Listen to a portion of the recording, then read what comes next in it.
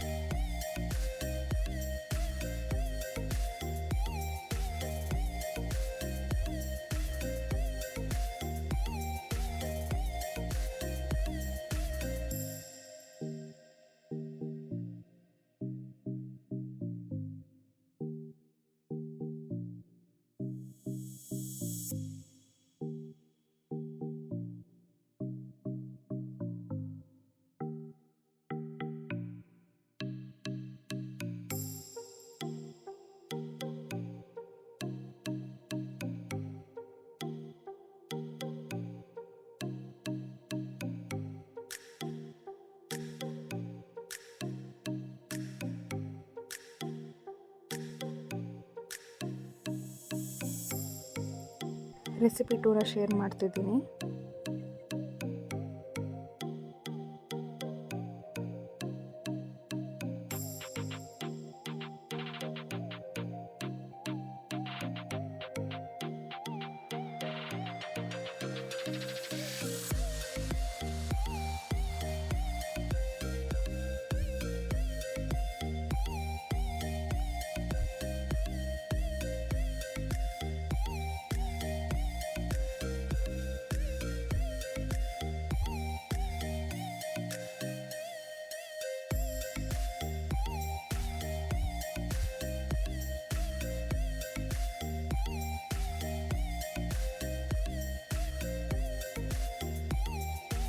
ಇಲ್ಲಿ ನಾನು ಇಡ್ಲಿನ ಸ್ಲೈಸ್ ಆಗಿ ಉದ್ದುದ್ದಕ್ಕೆ ಕಟ್ ಮಾಡಿ ಇಟ್ಕೊಂಡಿದ್ದೀನಿ.